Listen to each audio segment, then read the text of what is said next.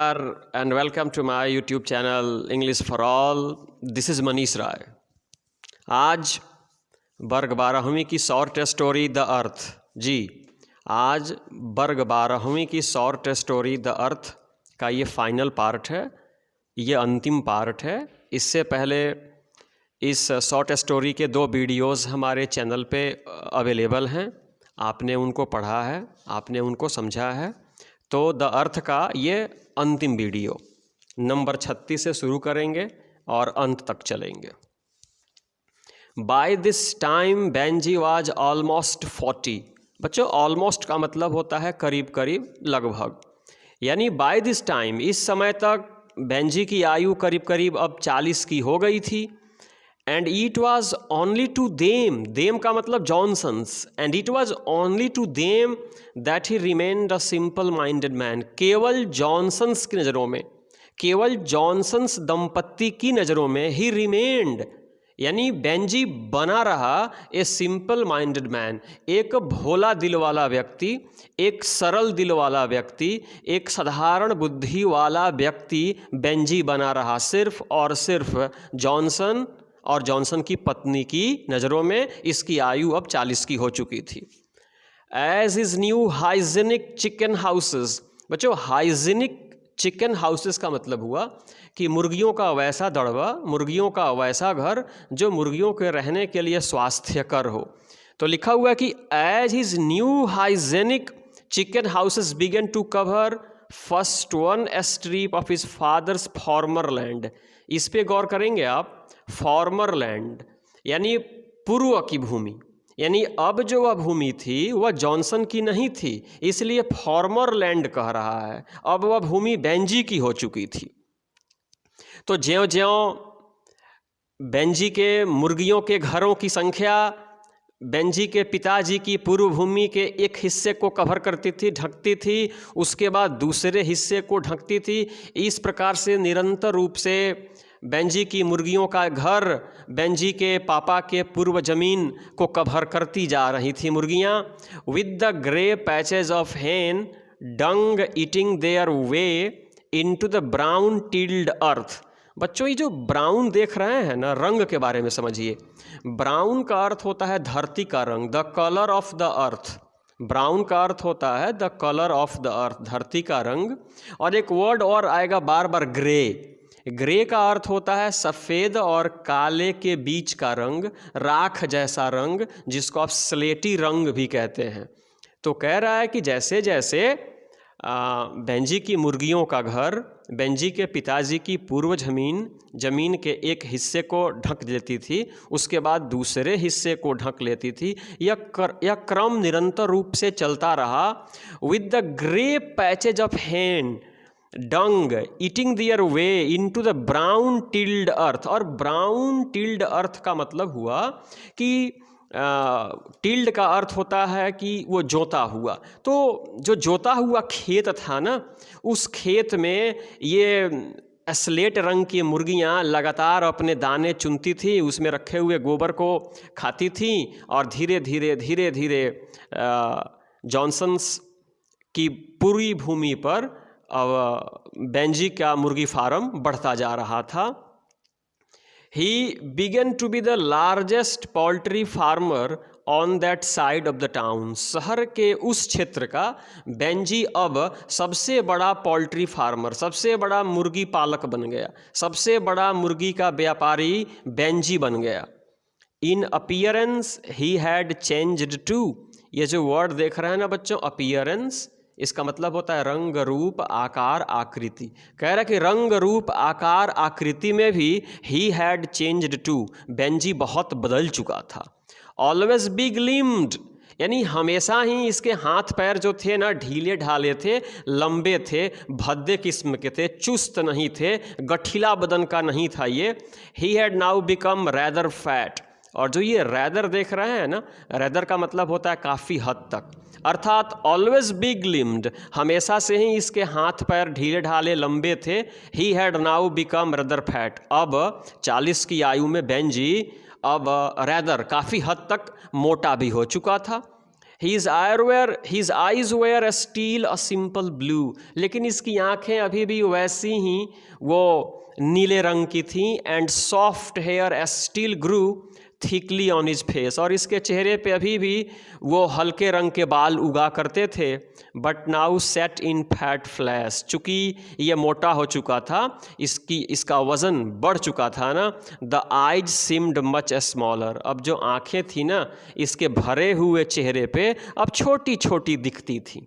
Benji चूँकि मोटा हो चुका था, तो जब व्यक्ति मोटा हो जाता है ना, जब उसके चेहरे पे मांस की मात्रा बढ़ जाती है तो उसकी आंखें छोटी प्रतीत होती हैं. तो बेंजी की आंखें भी अब छोटी प्रतीत होती थीं. They were no longer eyes of a simple minded man. अब वे आँखें जो थी ना, अब वे आँखें सिंपल माइंडेड यानी एक भोले भाले दिमाग वाले व्यक्ति की आँखें वे नहीं थीं. They were the eyes of a man. अब वे एक व्यक्ति की आँखें थीं, एक पुरुष की आँखें थीं. Who in a simple way is quite cunning. जो साधारण दिखता तो था, लेकिन साधारण दिखने में भी बड़ा धूर्त प्रतीत होता था. इस प्रकार के व्यक्ति की आंखें अब वो थीं. नंबर 37 चलते हैं बच्चों. No one but Benjy. कह रहा है कि नो वन बट बेंजी. कहने का अर्थ हुआ कि कोई नहीं बट बेंजी, यानी अब कोई व्यक्ति नहीं लेकिन सिर्फ बेंजी. एट दिस टाइम, इस समय, न्यू जानता था, how many hens and chickens he possessed. यानी अब केवल बेंजी को ही पता था कि बेंजी के पास कितनी मुर्गियां थीं. पहले इसके मम्मी पापा को भी पता हुआ करता था, अब किसी को पता नहीं है, अब सिर्फ बेंजी को पता है. बच्चों देखिए कैसे डिफरेंसेस ग्रो कर रहे हैं. सिर्फ बेंजी को पता था कि अब इसके पास कितनी मुर्गियां थीं. नो वन न्यू, किसी को नहीं पता. How many eggs the collective system lorries. ये लॉरीज का अर्थ होता है बड़ी खुली गाड़ी. फेच्ड, लाती थी, फ्रॉम हीम एवरी वीक. अब किसी को पता नहीं था कि जो लॉरी जो है ना, जो बड़ी खुली गाड़ी है, उस पर कितने अंडे बेंजी के यहाँ से आते और जाते हैं. No one knew the amount of his passbook. अब किसी को ये भी पता नहीं कि बेंजी के पासबुक में, उसके खाते में कितनी धनराशि जमा है. एक वक्त था जब मम्मी पापा को पता था, अब मम्मी पापा को भी पता नहीं है कि इसके पासबुक में, इसके खाते में कितनी धनराशि जमा है. It was possible to gauge. ये जो वर्ड देख रहे हैं ना, गेज, GAUGE, गेज, इसका अर्थ होता है मापना या अनुमान लगाना. It was possible to gauge his progress. यानी इसकी प्रोग्रेस को, इसकी सफलता को, इसकी उन्नति को, इसकी तरक्की को केवल मतलब इसकी तरक्की का केवल अनुमान लगाया जा सकता था. Only by the new chicken houses covering is father's former land. यानी इसके पिताजी की पूर्व भूमि पर मुर्गियों के कितने नए नए घर बन रहे थे, केवल इसी बात से बेंजी की प्रोग्रेस, बेंजी की उन्नति का अनुमान लगाया जा सकता था. एंड बाय द फैक्ट, इस बात से भी अंदाज़ा लगाया जा सकता था that he now employed people to help him, कि अब इसने लोगों को अपने यहाँ मजदूरी पे रख लिया, अब इसने अन्य लोगों को अपने यहाँ नौकरी पे रख लिया. इस बात से भी इसकी उन्नति का अंदाज़ा लगाया जा सकता था. लेकिन कितनी मुर्गियाँ थी किसी को पता नहीं. खाते में कितनी धनराशि है किसी को पता नहीं. कितने अंडों की बिक्री होती है सप्ताह में किसी को पता नहीं. यानी मम्मी पापा को अब कुछ पता नहीं, सिर्फ बेंजी को सब कुछ मालूम है. और अब बेंजी ने लोगों को अपनी मदद के लिए काम पर भी रख लिया, मतलब मजदूरों की नियुक्ति कर दी. और बच्चों अब यहीं से कहानी का बुरा दौर शुरू होता है, गौर से सुनेंगे. One of this people was a girl named Florence. यानी जिन लोगों को बेंजी ने अपने यहाँ नौकरी पे रखा था ना, वन ऑफ दिस पीपल, उन लोगों में से एक लड़की थी. उन लोगों में से, उन मजदूरों में से एक मजदूर थी जिसका नाम था फ्लोरेंस. क्या नाम था? Florence. She had thick heavy legs and loose lips. कह रहा कि सी हैड मतलब उस फ्लोरेंस नामक लड़की के थे, थिक मतलब मोटे मोटे, हेवी मतलब भारी, लेग्स मतलब पैर, यानी इस फ्लोरेंस नामक लड़की के जो पैर थे ना वो भी बहुत मोटे मोटे थे, बहुत भारी थे, एंड लूज लिप्स, और उसके होठ जो थे ना वो लटके हुए थे, एंड अनरिफ्लेक्टिव ग्रे आइज, और उसकी आंखें जो थी ना स्लेट की रंग की थी और अनरिफ्लेक्टिव थी, यानी उसमें कोई विचार नहीं था, and that matched Benji's in their apparent simplicity। और यदि उस लड़की की हम तुलना करें ना तो उसकी सरलता की तुलना केवल बेंजी की सरलता से की जा सकती थी। कहने का मतलब है कि बेंजी ने जिन लोगों को अपने यहाँ नौकरी पे रख ली उसमें एक लड़की भी थी जिसका नाम था फ्लोरेंस। बच्चों उसके भी पैर जो थे ना वे भी मोटे मोटे थे, काफ़ी भारी पैर थे, उसके भी अंग जो थे ना ढीले ढाले थे, चुस्ती नहीं थी, शरीर में वो कसापन नहीं था, कसाव नहीं था, वह भी बेंजी की तरह ही अपीयरेंस में थी। When Florence bent down, एक दिन की बात है बच्चों, गौर कीजिएगा। When Florence bent down to clean the chicken house, जब फ्लोरेंस बेंट डाउन झुकती थी to clean the chicken houses, मुर्गियों के घरों को साफ करने के लिए, जब फ्लोरेंस झुकती थी ना, which were raised up off the ground, वे जो मुर्गियों के जो घर थे वे जमीन से थोड़ी सी ऊपर थे, और जमीन से थोड़ी सी ऊपर के घरों को साफ करने के लिए जब लड़की झुकती थी ना, बेंजी कुड सी, बेंजी देखा करता था, a gap of bare flesh above her grey stockings. ये जो स्टॉकिंग्स देख रहे हैं ना, ये स्त्रियों का लंबा मोजा होता है जो फीट से शुरू होता है और लेग तक जाता है। तो जब वो लड़की झुकती थी ना तो बेंजी उसको गौर से देखता था कि उसके ग्रे स्टॉकिंग्स, जो उसकी जो स्लेट या राख के रंग का वो मोजा पहना करती थी ना, उस मोजे के ऊपर और कमर के नीचे के उसके नंगे बदन को ये देखता था। और the shadows of deep breasts beneath her smack, ये जो SMOCK देख रहे हैं ना, स्मॉक, इसका मतलब होता है स्त्रियों का कुर्ता या स्त्रियों का कमीज या लंबा कुर्ता। वह एक लंबा कुर्ता पहनती थी ना, उस कुर्ते के पीछे उसके डीप ब्रेस्ट को भी ये देखा करता था। कौन? बेंजी। किसको देखा करता था? फ्लोरेंस को। अर्थात फ्लोरेंस जब झुक करके काम करती थी ना तो ये उसके निजी अंगों को देखा करता था।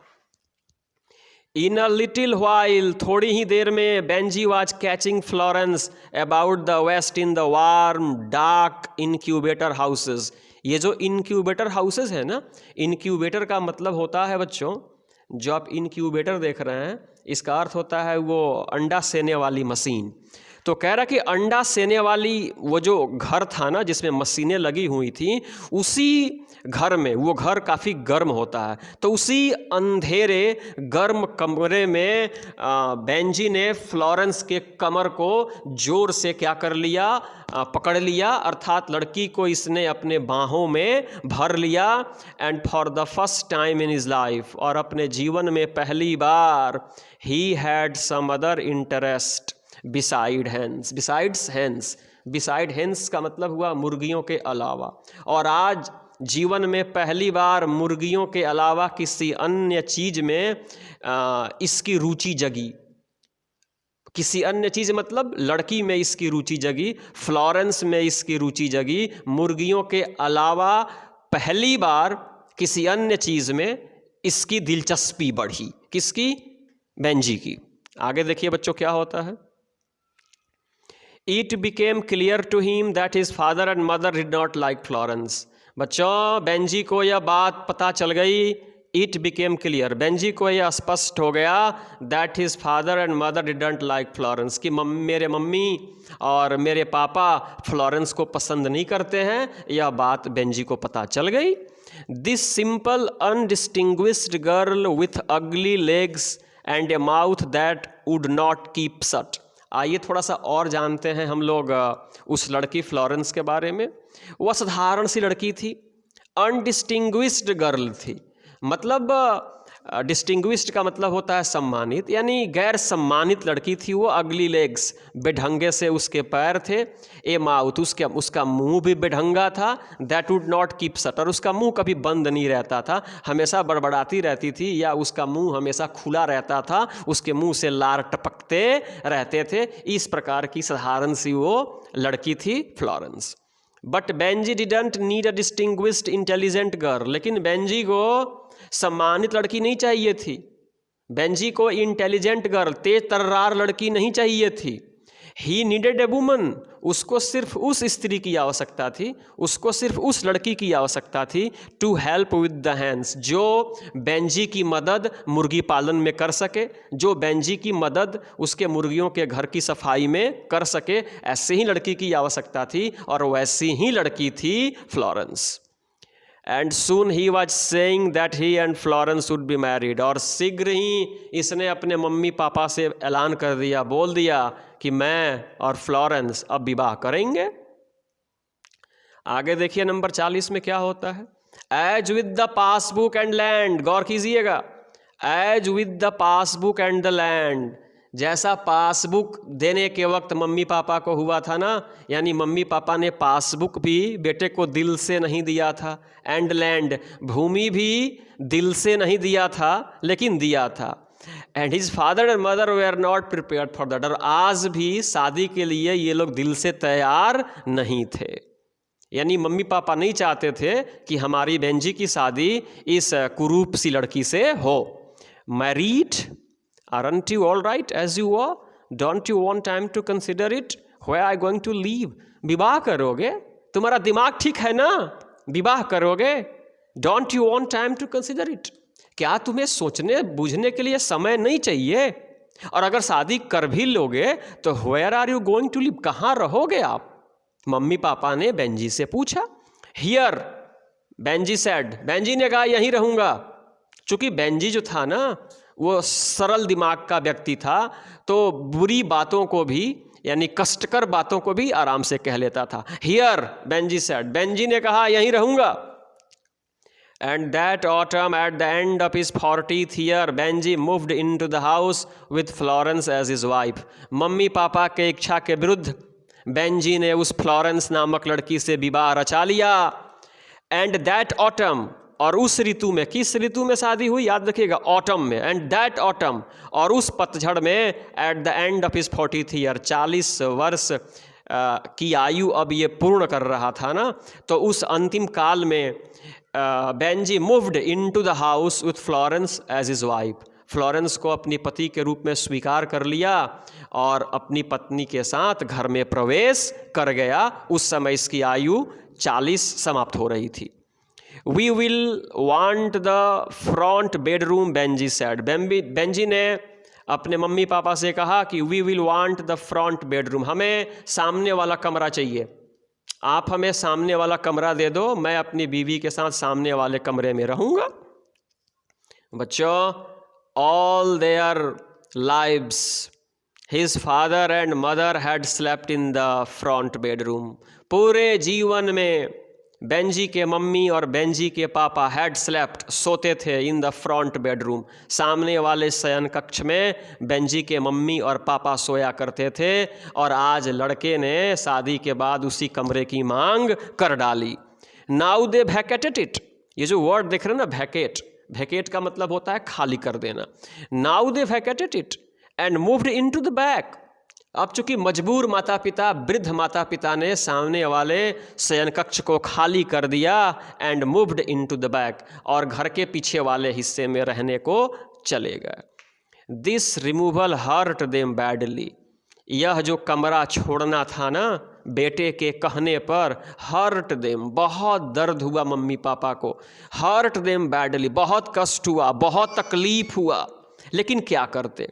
But because it was not Benji's house, but because it was now Benji's house, because Benji asked it, they moved without protest. हे भगवान, चूंकि अब तो जमीन जॉनसन साहब की थी नहीं, अब तो वह जमीन और अब तो वह घर चूंकि बेंजी की थी और बेंजी ही कमरा मांग रहा था, सो दे मूव्ड विदाउट प्रोटेस्ट, बिना किसी प्रोटेस्ट के। यानी बिना किसी शब्द के ये लोग सामने वाले शयन कक्ष को छोड़ करके पीछे वाले कमरे में रहने के लिए चले गए। Adding a little more to the long chronicle of sacrifice, ये ऐसे माता पिता थे ना बच्चों, जो लगातार अपने उस साधारण से बच्चे के लिए बलिदान, सेक्रीफाइस, त्याग करते जा रहे थे, और आज यह उसी त्याग और उसी बलिदान का ये एक और उदाहरण रहा। Forgiving Benjy because the simple minded can not be expected to understand, बच्चों, और फॉरगिव भी कर दिए, अपने बच्चे को क्षमा भी कर दिए, दैट द सिंपल माइंडेड, कि यह सरल दिमाग वाला लड़का, यह भोला भाला दिमाग वाला लड़का, can not be expected to understand, इससे उम्मीद नहीं की जा सकती कि यह नाते और रिश्ते के महत्व को समझे, इसलिए अपने बच्चे को माफ़ कर दिया और सामने वाला कमरा खाली करके पीछे वाले कमरों में रहने के लिए चले गए। बच्चों, बेंजी अपने मम्मी पापा से मांगता रहा और मम्मी पापा बेंजी को देते रहे, समझिए, और आगे क्या होता है। But the problem of the girl was different, लेकिन जो वह लड़की थी ना, उसके साथ जो मामला था ना, वो मामला कुछ दूसरा था। It seemed to them that the girl was about to take Benjy from them, mummy papa को सीम्ड टू देम, ऐसा प्रतीत होता था, दैट द गर्ल, कि यह लड़की जिसका नाम फ्लोरेंस है ना, was about to take Benjy away from them, वो अब हम लोगों से बेंजी को छीन लेगी। अब ये लड़की जो है ना, 4 दिन की जो बहू है ना, ये बरसों से पाले पोसे लड़के को अब हमसे क्या कर लेगी, छीन लेगी, ऐसा सोच रहे थे mummy papa. The air in the house became charged deeply with antagonism, ये जो एंटागनिज्म देख रहे हैं ना, इसका मतलब होता है मनमुटाव, विरोध, शत्रुता। बच्चों, अब घर की जो 4 दीवारें थी ना, उस 4 दीवारों के अंदर की जो हवा थी ना, वह शत्रुता, मतलब ये कहें कि उस घर में अब चारों तरफ शत्रुता का भाव था, चारों तरफ मनमुटाव का भाव था, अब चारों तरफ उस घर में विरोध का भाव था।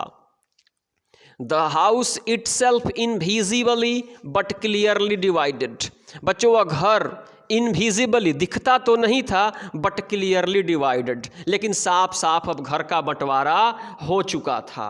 एंड देन, और बाद में, presently it became divided in actuality, और बाद में यथार्थ रूप से उस घर का बंटवारा भी हो गया, उस घर का जिसमें बरसों से बेंजी के मम्मी पापा और बेंजी रहा करते थे, शादी के तुरंत बाद घर का बंटवारा भी हो गया।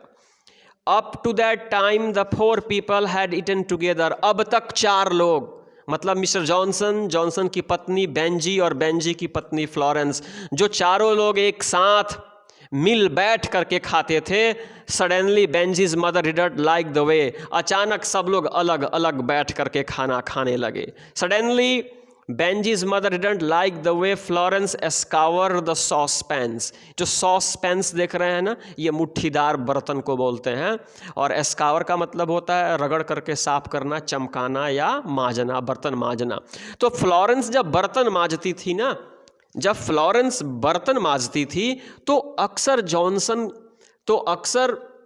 बेंजी की माँ और बेंजी की पत्नी फ्लोरेंस के बीच लड़ाई हुआ करती थी। हमेशा इनके बीच झगड़ा होता था। कब? जब फ्लोरेंस बर्तन मांजती थी तब। क्यों? सुनिए।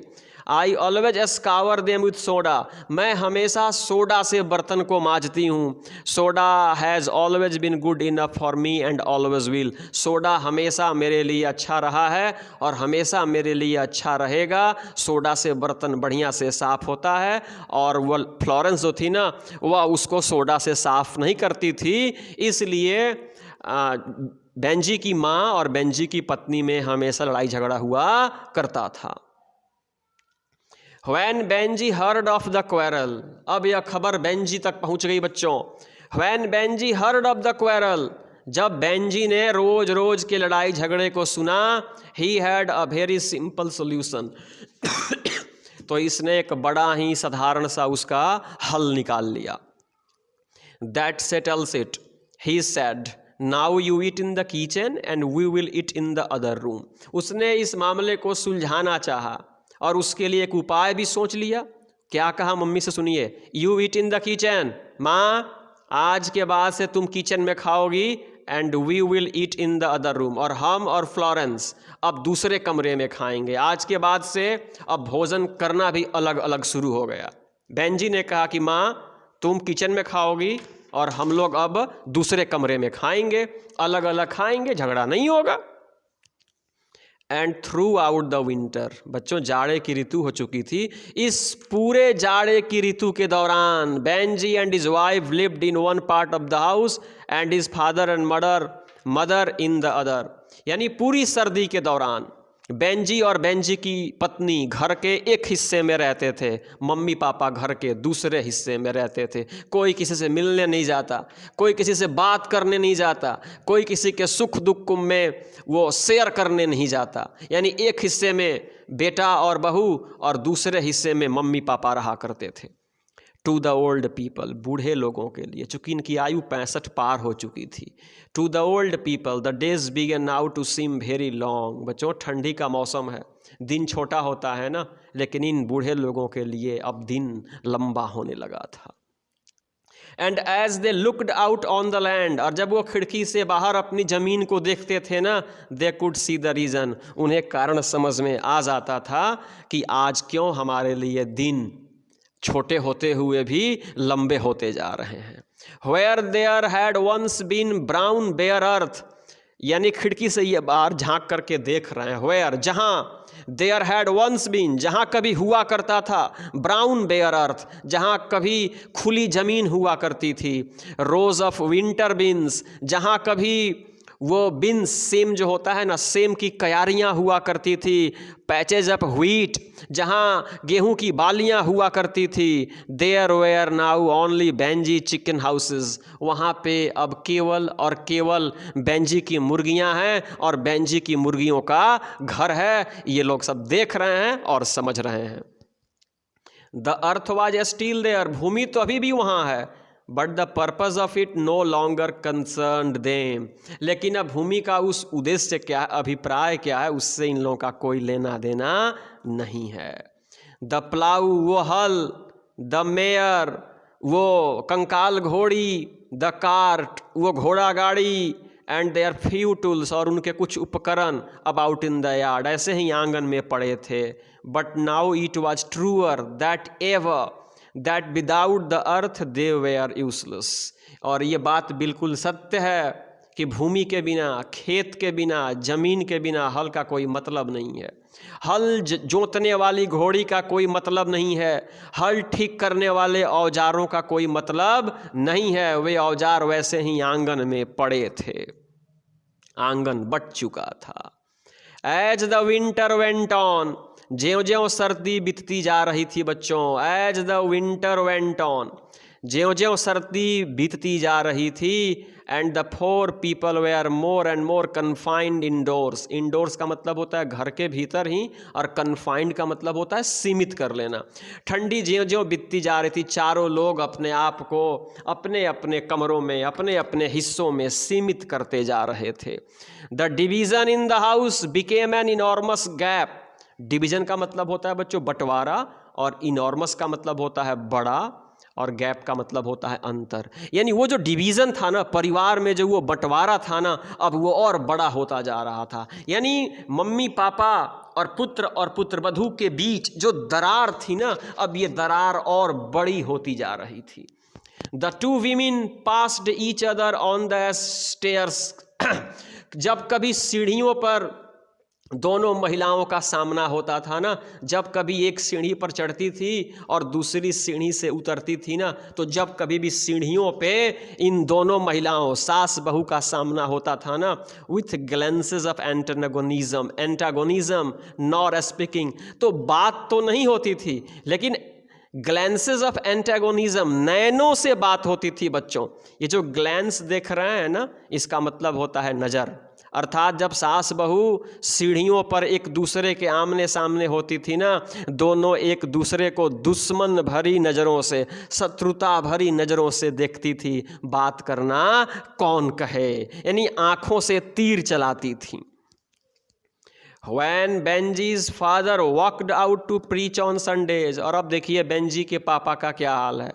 बेंजी के पिताजी walked out to preach on Sundays, रविवार को जब ये उपदेश देने के लिए निकला करते थे ना, ही वॉकड स्लोली एंड ब्रोकनली, धीरे धीरे चलते थे, ब्रोकनली एकदम एक टूटे हुए व्यक्ति की तरह चलते थे, with the steps of an old man, और अब इनके कदम जो थे ना एक अत्यंत वृद्ध व्यक्ति की तरह उठते थे।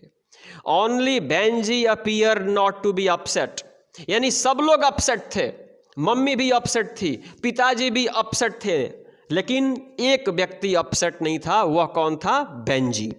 Pre occupied with his hands, वह अपनी मुर्गियों के व्यवसाय में लगा हुआ था। इट वाज, मानो, एज इफ, मानो the emotions of normal people never penetrated beyond his plump. ये जो वर्ड देख रहे हैं ना, प्लम्प का मतलब होता है मोटा, स्थूल या भरा हुआ। Plump hairy face and the eyes that looked so harmless and simple steel. कह रहा है कि सब लोग अपसेट थे, यानी सब लोग परेशान थे, सब व्यग्र थे, एक व्यक्ति अपसेट नहीं था, वह था बेंजी। यह अपनी मुर्गियों में लगा हुआ था। फिर आगे कह रहा इट वाज, ऐसा था, एज इफ, मानो the emotions of normal people, कि आम आदमी की जो भावनाएं होती हैं ना, इमोशंस का मतलब होता है भावनाएं, आम आदमी की जो भावनाएं होती हैं ना, never penetrated beyond his plump, plump का मतलब होता है मोटा, हेयरी फेस, इसके चेहरे पे ना बच्चों घने बाल थे, उन घने बालों को चीरते हुए इसके दिमाग तक कभी भी एक आम आदमी वाली भावना पहुंची नहीं पाई थी, इसलिए ये नाते और रिश्ते के महत्व को समझता ही नहीं था, या प्रेम की भाषा को समझता ही नहीं था। And the eyes that looked so harmless and simple steel, और इसकी आंखें छोटी छोटी और एकदम हार्मलेस, यानी नुकसान रहित दिखती थी, एकदम शांत दिखती थी, यानी एकदम भोला ये दिखता था। लेकिन आम आदमी जैसे आप हो, हम हैं, हमारे अंदर एक दिल है, और जब मम्मी पापा को हम परेशानी में देखते हैं ना, तो हम स्वयं को परेशानी में महसूस करते हैं। ऐसा दिल उसके अंदर नहीं था बच्चों, ऐसा दिल उसके अंदर नहीं था। इसलिए वह चुपचाप देखा करता था, और उसके मन में जो आता था वो कहता भी था और करता भी था। But in the end it was Benji who made the decision, लेकिन अंत में बेंजी ने एक फैसला कर लिया। क्या फैसला किया? सुनिएगा। Mum and dad, he said, it would be lot better if you went somewhere else to live. Mummy और पापा, ये जो रोज रोज का झगड़ा है ना घर में, इसको मैं समाप्त करना चाहता हूं, इसके लिए मैंने फैसला कर लिया है। क्या फैसला कर लिया भाई?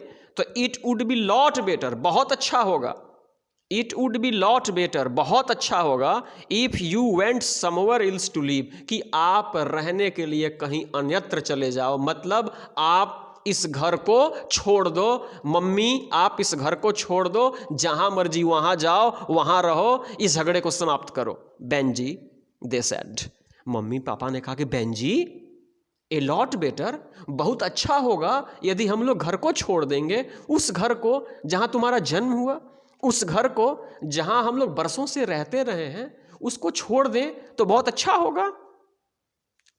This is our house now, Benjy कहता है, सुनिए, this is our house now, यह अब आपका घर नहीं है, यह घर अब हमारा है। हमारा मतलब मेरा और मेरी बीवी का है। वी वॉन्ट इट, हमें घर चाहिए। आई बॉट द हाउस, मैंने घर को खरीदा है, and I want it now, और मैं चाहता हूं कि मैं अपनी बीवी के साथ घर में रहूं। ये घर अब आपका नहीं है, आप घर छोड़ करके कहीं चले जाओ। 54 नंबर देखिए, Benjy, I bought it and I want it, Benjy said again, I want you to go. Benjy ने फिर कहा, हाँ मैंने घर खरीदा है, हम ही लोग इस घर में रहेंगे। I want you to go, मैं चाहता हूं कि आप दोनों घर छोड़ दो। 65 साल के बुजुर्ग और 40 साल का व्यापारी लड़का कह रहा है कि आप घर छोड़ दो, जहां मर्जी वहां चले जाओ, लेकिन अब आप इस घर में नहीं रह सकते, मैं और हमारी पत्नी रहेगी। Benjy, we can not go, his mother said, माँ ने कहा कि बेंजी हम लोग घर छोड़ करके नहीं जा सकते। We got no where to go, कहाँ जाएंगे? वी गॉट नो वेयर, हमारा इस धरती पे तुम्हारे अलावा है कौन? इस धरती के अलावा हमारा और संपत्ति, हमारी और संपत्ति है क्या? कहाँ जाएंगे? हम लोग घर नहीं छोड़ सकते, please. You have got to get out, Benjy shouted. Benjy चिल्ला उठा, बेंजी चिल्ला उठा बच्चों, और चिल्ला करके कहा कि you have got to get out, आप लोगों को जाना ही पड़ेगा। As he shouted they realised more fully than at any time in their lives that Benji was really not right in his head।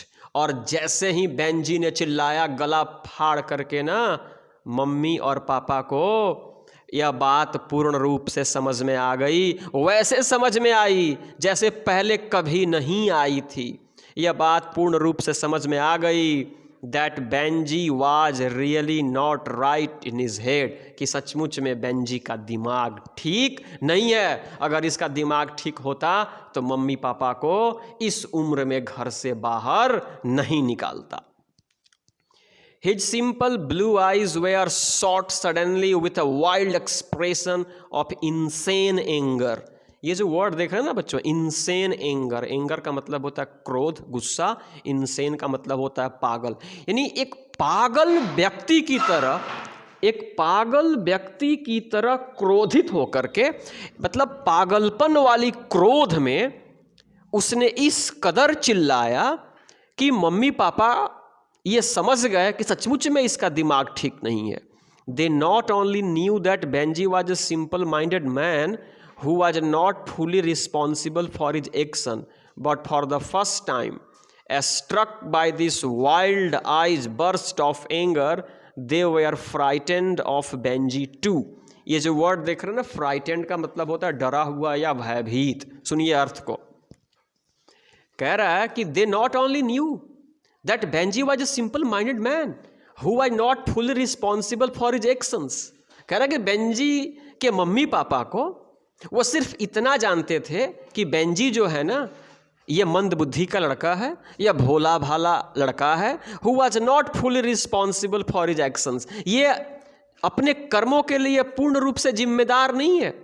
ये जो बोल रहा है, जो ये कर रहा है, अपने कर्मों के लिए ये पूर्ण रूप से जिम्मेदार नहीं है, क्योंकि इसका दिमाग ठीक नहीं है। केवल इतना ही पता था बेंजी के मम्मी और बेंजी के पापा को। लेकिन आज फॉर द फर्स्ट टाइम, लेकिन पहली बार, struck by this wild eyed burst of anger, आज लड़के की आंखों में वे लोग गुस्सा, जंगली गुस्सा देख रहे थे। जैसे एक शेर, जैसे एक बाघ अपने शिकारी पे टूट पड़ता है ना, उस प्रकार का गुस्सा इन लोगों ने अपने इस पुत्र की आंखों में देखा।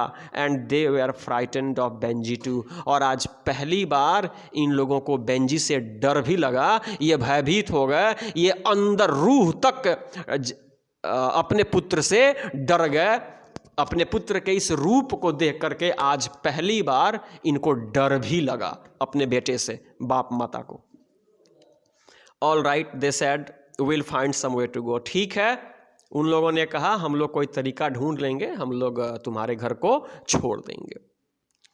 It was little more than a week, यानी एक सप्ताह से थोड़ा सा ज़्यादा हुआ था। When Benjy drove his mother and father down into the town, तब क्या किया कि बेंजी ने अपने मम्मी पापा को गाड़ी में बैठा लिया और तेजी से शहर की ओर लेकर के गया। He now had a small Ford van, अब इसके पास एक छोटी सी चरपहिया फोर्ड गाड़ी भी थी। याद रखेंगे बच्चों, इसके पास कौन सी गाड़ी थी? Ford van. तो अपने फोर्ड वैन में इसने अपने मम्मी पापा को बैठा लिया और तेजी से शहर की ओर लेकर के गया। And as he drove the van, और जब ये गाड़ी चला रहा था, with his mother and father on the driving seat, mummy papa गाड़ी में बैठे हुए थे और ये गाड़ी चला रहा था। He showed no sign of normal emotions, इसके चेहरे पे जो नॉर्मल इमोशंस होती हैं ना, जो साधारण भावनाएं होती हैं ना, इसके चेहरे पे कोई भावनाएं ही नहीं थी। It was clear that he didn't understand the meaning of affection, यह स्पष्ट था बच्चों, that he did not understand the meaning of affection, कि ये प्रेम के अर्थ को समझता ही नहीं था। of bewilderment, bewilderment का मतलब होता है घबराहट या हैरानी, या घबराहट और हैरानी को समझता ही नहीं है। of despair, नहीं ये निराशा के भाव को समझता, कुछ समझता ही नहीं था ये। कुछ समझता ही नहीं था। मम्मी पापा कितने परेशान थे, गाड़ी में बैठे थे, सोच रहे थे कि बेटे के मन में अब भी आए और बेटा कहता कि नहीं मम्मी पापा मुझसे गलती हो गई, घर चलो, लेकिन इसके चेहरे पे कोई भाव ही नहीं था। He felt and spoke and thought only in simplest term with the cruel simplicity of a child. ये हमेशा cruel simplicity of a child, यानी जैसे एक चाइल्ड होता है ना, एक बच्चा जो होता है ना, उसकी सरलता, जैसे वो किसी चीज़ के लिए जिद कर दे तो ले करके ही रहता है ना, उसी प्रकार से एक बच्चे की तरह क्रूअल सिंपलिसिटी इसके अंदर थी और केवल यह उसी के भाव को समझता था और वैसी ही भाषा का व्यवहार या उपयोग करता था। 61 देखते हैं बच्चों।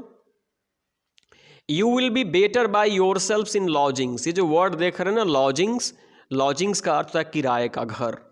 ये कह रहा है बेंजी कि you will be better, mummy papa अच्छा होगा कि आप लोग किराए के घर में रहो। You will be better by your self, अच्छा होगा कि आप लोग अकेले रहो, किराए के घर में रहो, मेरे घर को छोड़ दो कि रोज रोज का झगड़ा ये समाप्त हो जाए। They did not answer, mummy और पापा ने कोई जवाब नहीं दिया। They sat with faces made completely immobile by a kind of stupefied resignation very near to grief. They sat, वे लोग बैठे थे, with faces यानी चेहरे के साथ, made completely immobile एकदम गतिहीन चेहरे के साथ मम्मी पापा बैठे थे, by a kind of stupefied एकदम सन्न थे, एकदम स्तब्ध थे, resignation very near to grief। अब चूंकि स्थिति बदलना उनके बस की बात नहीं थी, तो इस अप्रिय स्थिति को स्वीकार करते हुए गतिहीन चेहरे के साथ चुपचाप मम्मी पापा बैठे हुए थे।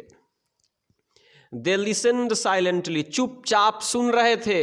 And because for 40 years, और क्योंकि 40 वर्षों से, they had believed Benji to be not right in his head, 40 वर्षों से उन लोगों ने मान बैठा था कि बेंजी का दिमाग ठीक नहीं है। And they made allowances for the last time, और आज अंतिम बार भी ये लोग वही मान रहे हैं कि हमारे बेटे का दिमाग ठीक नहीं है, इसलिए ये हमें घर से निकाल रहा है। Down in the town the car stopped in A street, अब वह गाड़ी शहर में जाकर के एक स्ट्रीट, सड़क के किनारे जाकर के रुक जाती है। फील्ड इंटायरली विथ हाउसेस, और सड़क के दोनों किनारे लगातार घर थे, सड़क के दोनों किनारे घरों से भरे पड़े थे, अर्थात घरों से भरे पड़े गली के बीचों बीच जाकर के गाड़ी रुक जाती है। Benjy did not get out of the van, Benjy जो है ना ये वैन से बाहर नहीं निकलता है। His father's and mother's belongings had already gone on and now they alighted empty handed। बच्चों कह रहा है कि बेटा स्वयं गाड़ी से नहीं उतरता। His fathers and mothers belongings, belongings का मतलब होता है संपत्ति, इसकी मम्मी और पापा की संपत्ति, आपको पता ही है ना, जमीन के अलावा कुछ नहीं था और जमीन बिक चुकी थी, तो इनकी संपत्ति तो पहले ही खत्म हो चुकी थी। And now they alighted empty handed, empty handed का मतलब होता है बच्चों खाली हाथ, और alight का मतलब होता है किसी वाहन से उतरना। खाली हाथ मम्मी पापा गाड़ी से उतर गए, बेटा गाड़ी से भी नहीं उतरा, गाड़ी में बैठा रहा। As they stood on the pavement, Benji spoke a few words to them, looked at them with unmoved simple eyes and drove away। बच्चों गाड़ी से मम्मी पापा खाली हाथ उतर गए। As they stood on the pavement, और जब वे लोग, पेवमेंट का मतलब होता है सड़क के किनारे का जगह, फुटपाथ, जब वे लोग फुटपाथ पे चुपचाप खड़े थे ना, Benjy spoke a few words to them, 2-4 शब्द उनसे बात किया। Looked at them with unmoved simple eyes, उन्हीं सरल अविचलित आँखों से अपनी मम्मी पापा को देखा।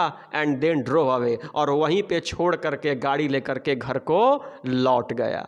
मम्मी पापा शहर के बीचों बीच, घरों के बीच एक अपने घर के लिए तरसते हुए खड़े थे। When the van had gone, they stood alone on the pavement। जब When the van had gone, जब गाड़ी जा चुकी थी, they stood alone on the pavement, चुपचाप ये लोग अकेले उसी फुटपाथ पे खड़े थे, looking at the ground, जमीन को देख रहे थे. They stood as if they had alighted in a strange place, ऐसा लगता था कि किसी अजनबी शहर में, किसी अजनबी जगह पे ये आकर के खड़े हो गए हैं. Were not sure of themselves and did not know what to do, समझ में नहीं आ रहा था what to do, क्या करें, कहाँ जाएं. 65 साल की आयु हो चुकी थी, बुजुर्ग थे, बेटे ने त्याग दिया, घर से निकाल दिया, अनजान सड़क पे ला कर के छोड़ दिया. मम्मी पापा निराश, परेशान, हैरान, कुछ भी समझ में नहीं आ रहा कहाँ जाएं और क्या करें. Once they had the earth, कभी इनके पास भी भूमि थी, कभी इनके पास भी जमीन थी, कभी इनके पास भी खेत था.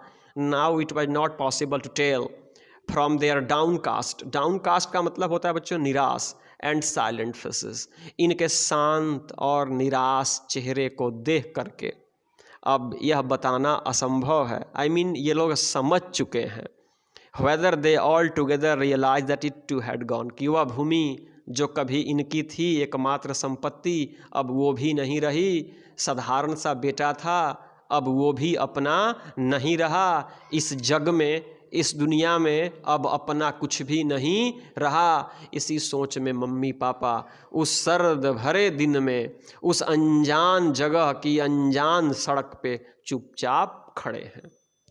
बच्चों, एक सलाह, एक सीख इस पाठ से मिलती है कि सब लोग आज किसी के बच्चे हैं और हर बच्चे का कोई ना कोई माता और पिता है. तो बच्चे को और माता पिता के बीच का जो रिश्ता है, यह अनमोल रिश्ता है. इस रिश्ते का कद्र, इस रिश्ते का ख्याल हम सबको करना चाहिए. और माता पिता को भी अपने बेटे पर इस कदर आश्रित नहीं हो जाना चाहिए कि वह घर से ही बाहर निकाल दे. तो अगर यह वीडियो आपको अच्छी लगी हो तो चैनल को लाइक करें, सब्सक्राइब करें, अपने कमेंट्स भी दें. और मैं आप लोगों से फिर एक बार कहूँगा कि आप कम से कम बेंजी ना बने. तो वीडियो समाप्त करने से पहले जय हिंद.